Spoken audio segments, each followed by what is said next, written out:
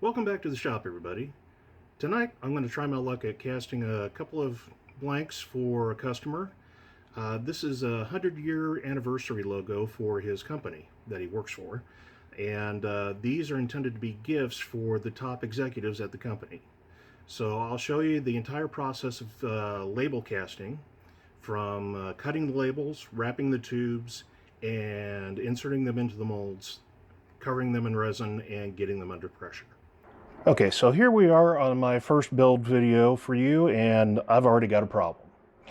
I thought I had a cutting guide like one of these to cut out the size of label that's needed for this. And the one that I have is not long enough. So I'm going to have to figure out a way to cut these to the correct size so that I can put them on the label. And as this is probably going to take a little while, I'm going to do that off camera and come back when I have a couple of the labels cut out and can show you the casting process. So I'll be right back. Okay, so after losing a couple labels, I came up with these three. Now I've purposely cut these oversized, and I'm going to use the tubes to do the final trim so that they match up exactly. So what I've got is a rolling jig that allows me to put the tube in place, take a label, slide it up next to it, and then roll it across it to apply the label to the full tube. So let's see how these work. Getting that first corner to start can be a little tricky if you don't have good fingernails. And I probably have some of the worst on the earth.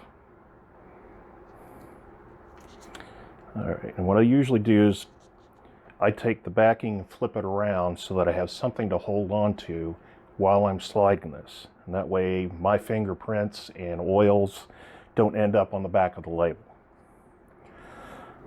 So I'll put this on the sliding jig, make sure the tube is in place. I'll slide this forward until it touches.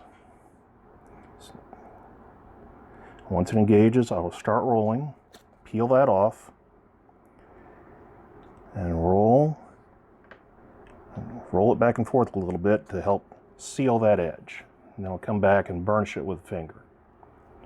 Now I can already see a problem with this roll. There's a little bit of brass showing right down here, so that means that I didn't cut this label straight. So this one is going to be a scrap as far as the label is concerned. So let's try the next one.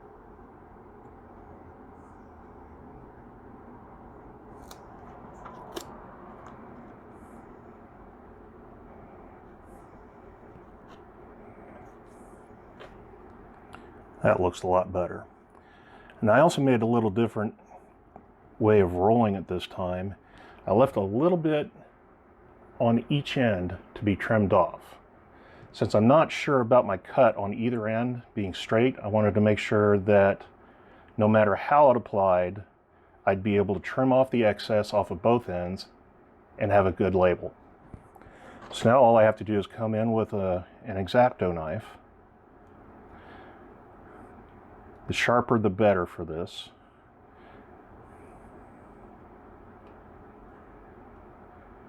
And just follow that extra around. And that makes a nice clean edge on the tube. Now just repeat that on the other side.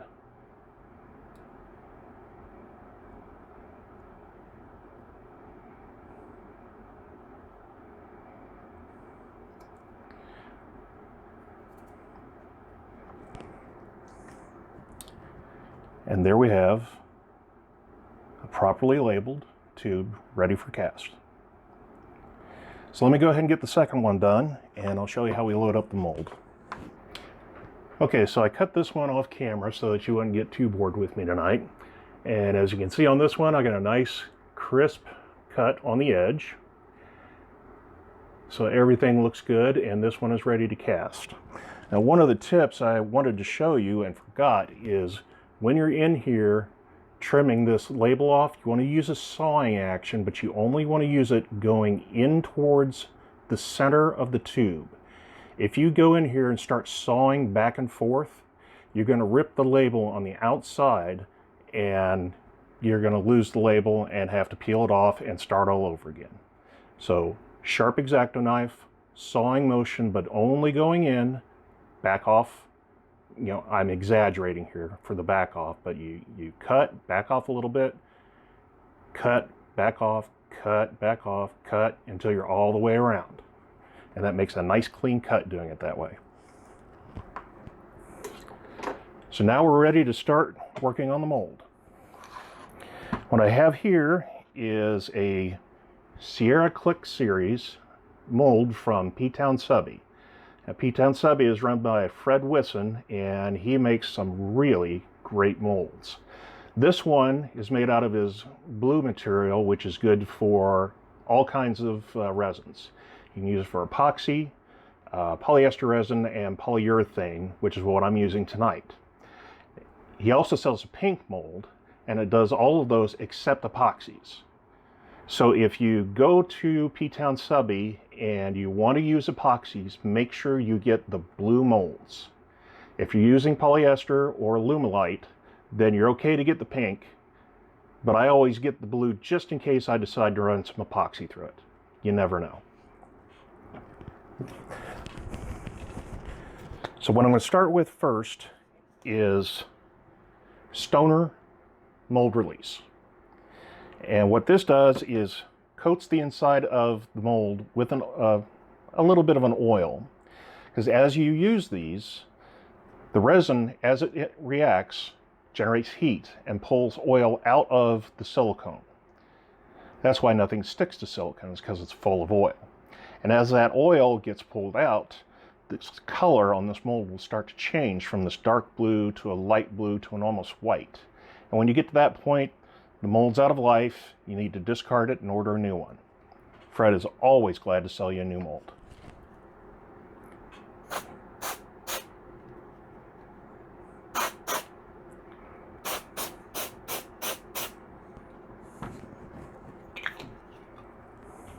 You also want to make sure that you use this in a well-ventilated location. So then I start by putting in 1 side's worth of stoppers. These stoppers come with the mold, and you can also buy extras. I believe Fred charges $1 per set of 4. I can confirm that for you later if you like. I'll also include a link to Fred's website in the notes down below for this video. Next thing you want to do is make sure that you put the tube in seam side up. Seams have a tendency to catch bubbles if you have them down. Now, everybody wants to see their pretty graphics on the flat side of the blank when it comes out of the mold, but it's a great way to capture bubbles underneath it, and then you end up losing everything.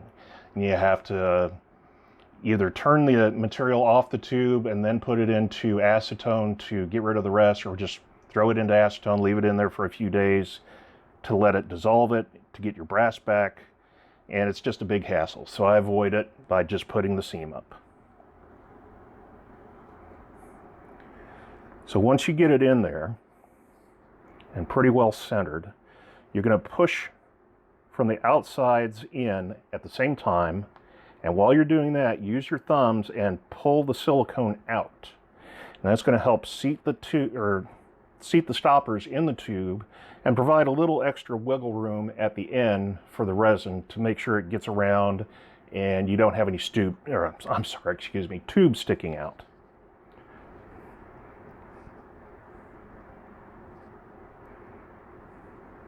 So that's a pretty good seal. There's a little bit of a round here at the ends, so I'm going to get a good amount of resin on the ends of these.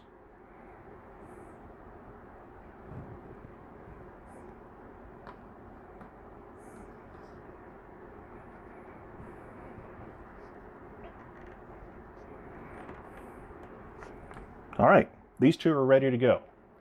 Now, since I only have 1 of these molds and 6 blanks to cast, that means I'm going to have to run this through the pressure pot 3 times to get all 6. Now, the nice thing about Alumilite is it doesn't require 24 hours to set up. And we'll talk more about that in a few minutes. What I got to do next is put the mold into an oven and warm it up to around 100 degrees, 80 to 120 degrees, somewhere in that range is fine. This will help the resin react properly and not leave it cloudy. Once again, that's something we'll talk about here in a few minutes. So let me get this into the toaster oven, and I'll be back in 20 minutes and we'll pour some resin. So while we're waiting on the molds to come out of the toaster oven, I wanted to show you how the silicone gets depleted after use. This is the very first mold that I ever bought from Fred Wisson, and this has literally done hundreds of castings for me. As you can see, the inside of the cavities here have started to change color.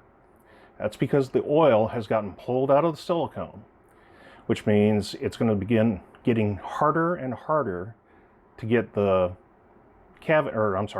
blanks to come out of the cavities. As long as I'm using mold release, I shouldn't have an issue. But eventually, this silicone is going to stiffen up because of the lack of the oil, and it will start splitting. And once that happens, this mold is dead and has to be replaced. Now, the nice thing, Fred only charges, I think, $25 for the blue molds and $23 for the pink. So they're really not that expensive.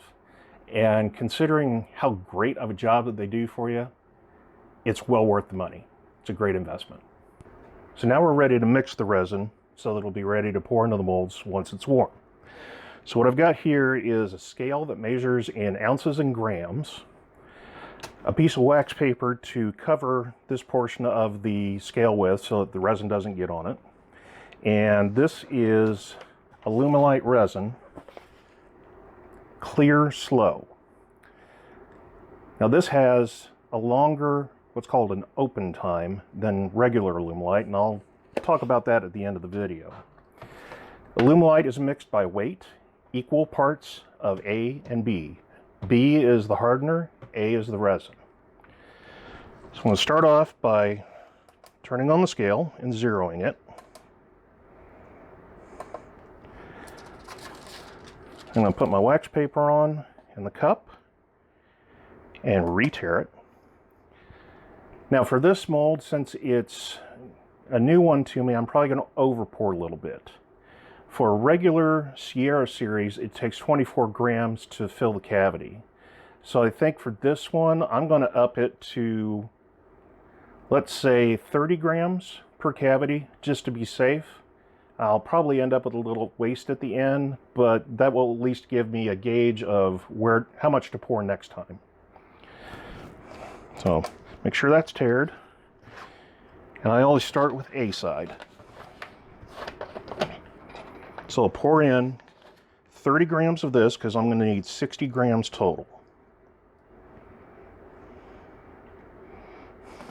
And it doesn't take long to over pour. So I'll pour it a little bit back in. And reweigh it. I'm at 31, that's close enough. So the A side is done.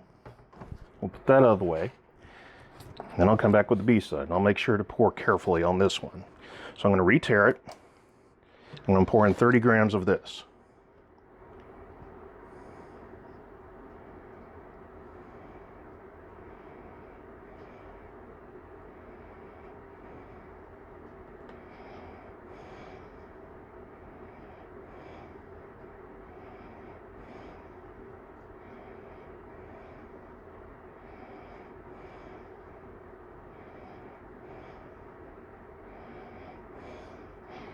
And since we poured 31, I'll give it just a little bit of extra.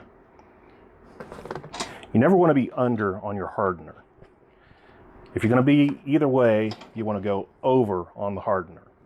That way you make sure to set the resin and it won't be cloudy.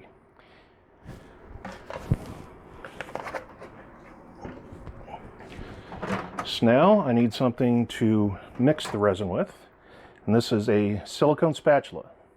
The resin won't stick to the silicone, just like it doesn't stick to the mold. And yes, this will eventually pull the oils out of this, but you don't want to mix mold release into the resin.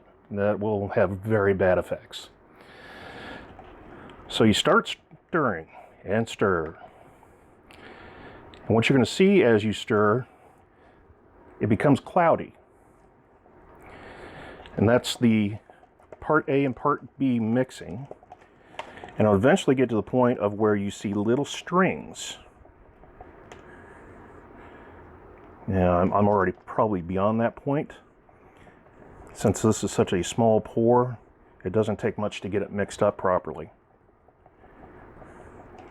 But you want to make sure that you go around, scrape the sides, and scrape the bottom so that you don't have any unmixed resin in your cup. Anything left unmixed is going to be a defect in the final blank. And you can be vigorous with your mixing. You can mix in a lot of bubbles because that's not going to matter. Because once we pour this into its cavities, we're going to take that mold and put it in the pressure pot and put it under 40 psi, and that will force those bubbles down to a micro size that can't be seen by the human eye.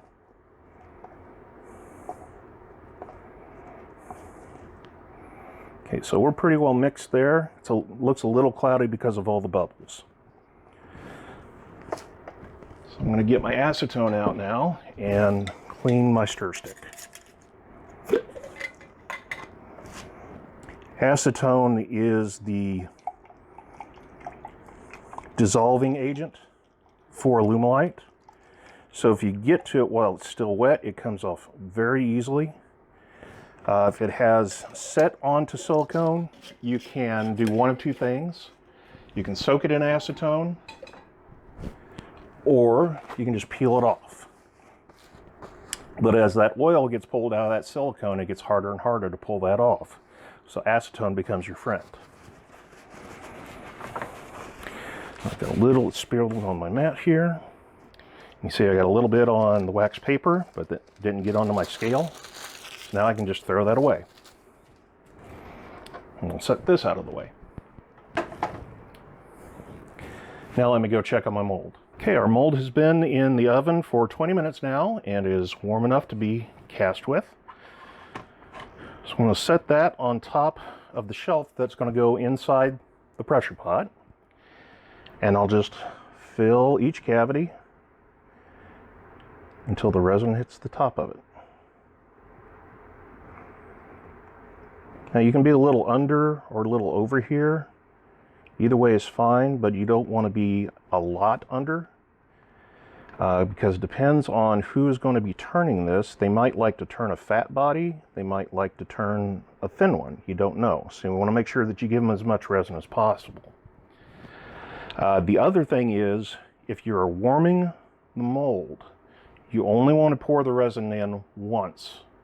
If I were to be filling 3 molds and underfilling the cavities and then coming back and filling them out, topping them off, you would have resin at 2 different temperatures in the mold, because what you poured in here right now is warming up to whatever the temperature of this mold is. And if you pour in cold resin, you're going to have 2 different reaction times, and it's going to cause a lot of distortion in the blank and capture a lot of bubbles and just completely ruin the blank. So you always want to make sure that you fill it to where you want it to be and then move on to the next one. So now I'm going to take this and set it in the mold. I'm going to take the mold and set it inside the pressure pot. So here we are in the pressure pot. We're ready to clamp it closed. So we take the lid, place it on top, close the clamps around it. And you notice that I have 4 lines on the top here. Those lines tell me where to line up with the clamps. That way I'm clamping in the same place each time and can inspect the same results from pour to pour. So I get them finger tight, and then I try to do 1 full revolution per clamp if I can get it out of it. This one usually won't let me. From there, I take my air supply, making sure this is closed. This is the inlet. Plug it on, Now to just crack it open and let it fill the tank with pressure. Now this pressure tank is rated for 60 psi, but I never get anywhere near that. It's set up right now to take up about 40 psi and maintain that pressure. All right, so we have fully pressurized the tank now. So I can close, or I'm sorry, that's fully open, that's fully closed. So we'll close that, take the air supply off, and we'll leave that set for 2 hours. And in that time frame, the resin will set and be ready to be demolded. Now, first, before I go any further, I want to apologize because I did something somewhat unsafe while I was doing the resin. I didn't have any gloves on. Now, Alumilite isn't hazardous in any way, but it can be an irritant, either for your skin or your eyes. And I have gotten the resin in my eye before, and it burns like crazy. And it takes about a half hour to get all of that flushed out of your eye if you're not near a sink anywhere. So I do apologize for that, and I will make a point of it to make sure that any future casting videos I will be wearing gloves. They're nitrile gloves, 0.5 millimeter or 5 millimeter, and you can get those at Harbor Freight, dirt cheap. For a box for 100 large gloves, I believe is $7. So there's no excuse for not using the proper equipment. So let's get back to talking about the resins. Resins have three different times that you have to be aware of. The first one is the open time. Open time is the amount of time that you have available to work the resin. So if you're going to be mixing anything into it like a colorant or a dye, or just need the time to mix the resin, that is the amount of time that you have to work with it. For Alumilite, there are two different kinds of resins. There's Alumilite regular, clear, and Alumilite clear slow. The Alumilite clear has a 7-minute open time.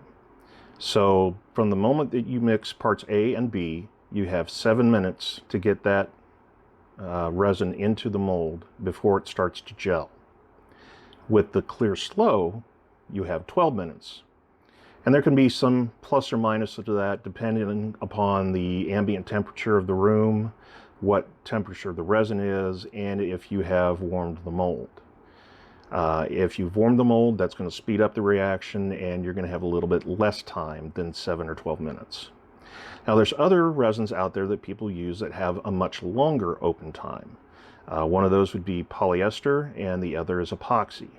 Epoxies can vary from brand to brand, and polyester, I'll have to look up for the next video so that we know for sure, but I'm fairly certain that you have a half an hour with polyester. Don't quote me on that right now. I'll get back to you and have that answer for you the next time around. The next time you have after your open time is demold time. And that's how long you have to wait before you pull the blank out of the cavity in the mold. With Alumilite, your demold time is 2 hours. So within 2 hours, those blanks are going to set up and no longer be tacky to the touch. If you ever open up the pressure pot and they're still tacky, they're not ready to come out of the mold yet and still need to be under pressure. So I would immediately put the lid back on, get them back under pressure, and leave them there for another half hour. Then you can pull the top, check them again. If they're no longer tacky, it's safe to demold them. The demold time for polyester and epoxy is the same, and that's 24 hours. Now, the difference between the two is with Alumilite, you have to cast it under pressure. With epoxy and polyester, you do not have to use pressure. The gel time and cure time for that is long enough that any bubbles that are in the resin are going to rise to the top and pop before your demold time has expired. Now, the final time is your actual hard cure time. I do not know that offhand for polyester or epoxy because I haven't worked with those two yet, but I do know for Alumilite it's 5 days. Now that doesn't necessarily mean you have to wait 5 days to work with the resin or to turn it on a lathe. You can turn it and get a good polish on it after 24 hours. Do not try to turn and polish after just 2 hours. It will turn, and it'll turn like hot butter the whole way through, but it will not take a polish. The resin has to have time to cure and get hard all the way through. So 24, 48 hours, you'd be safe. By the time people get my blanks that I sell to them, it's had enough time in the mail, because it usually takes 2 to 3 days to get to them, that by the time they get it, it's hard cured and ready to turn, and they won't have any issues with it. So those are your 3 times on the resins. If you have any questions about those times, leave a comment down below, and I'll try to answer your questions as best I can. Thanks for watching with me tonight. I hope you guys enjoyed the video. If there's any questions you have or comments, please feel free to leave them below. I'll try to answer all that I can. If you have anything that you want to see in the future, leave that in the comments. Let me know what you'd like to see, and I'll see if I can work it in. You guys have a good evening. I'll talk to you later. Hey, one thing before you go. If you like today's video, let me know and hit that like button. If you like what I'm doing on my channel, hit that subscribe button, and you get notifications the next time I upload something. Thanks a lot, and we'll see you next time at the Lost River Woodshop. I should do an outtakes.